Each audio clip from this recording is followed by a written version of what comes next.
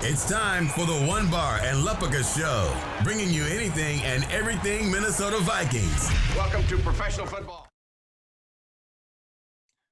All right, welcome back to the One Bar and Lepica Show. I am One Bar, and Riley Reiff, as we know, has restructured. He will be back for 2020.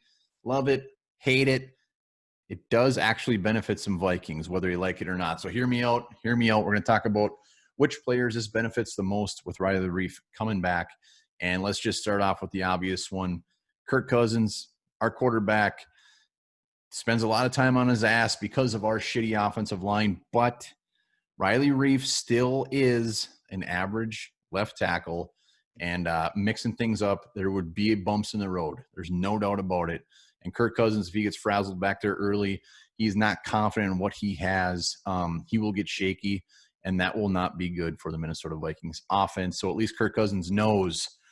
He knows that there's going to be some good plays. He knows there's going to be plays where he has time. It's not going to be every play he's wondering what the hell is going to happen to him. So he's number one.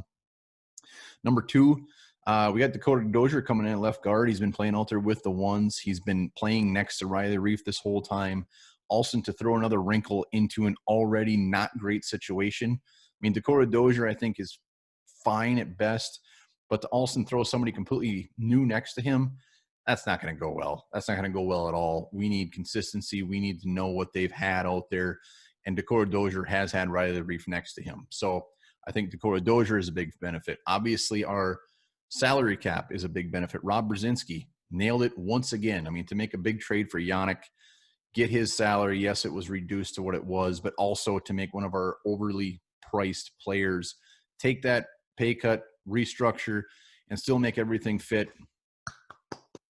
Golf clap for Rob. But there's one guy that I think it's far and away benefits the most, and it's not even close, and that is our right tackle, Brian O'Neill.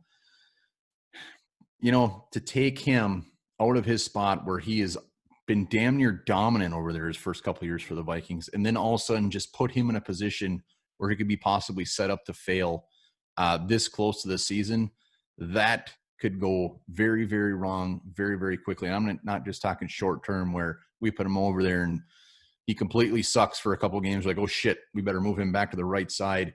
That gets in your brain, man. If it gets in his head and he goes back over the right side, his confidence is shattered. Why mess with a good thing? The Vikings have had very good right tackles over the years. Very, very good right tackles.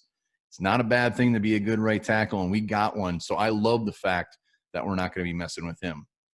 And it's not so much that I don't think you do a good job. It's just the fact that if he didn't, he would be looked at as to replace Riley Reiff as a starter for a guy who's never taken a snap at left tackle in the NFL, a guy that really hasn't been out there at practice much. Yes, he was there recently, but that's nothing. He's been at right tackle his whole career. He wouldn't even had a preseason game to go out there and play, strictly practice. So that is asking a lot of a guy that is our anchor on our offensive line. The way I see it is the perfect scenario for Brian O'Neill to go to the left side is if Riley Reiff is going to be out there, let's say Riley Reiff gets hurt this year. Perfect scenario.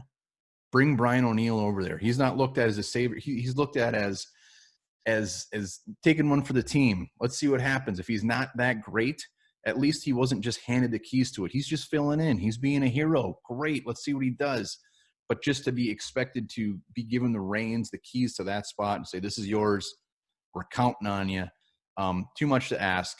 Let's wait another year. Let's wait a year where there's a preseason. Let's wait a year where he gets a full offseason at the position. Win, win, win. I'm very, very excited that Riley Reiff is restructured. I think it benefits everybody. And worst case scenario is we get the Riley Reiff that we've had in the past. And again, it's not that bad.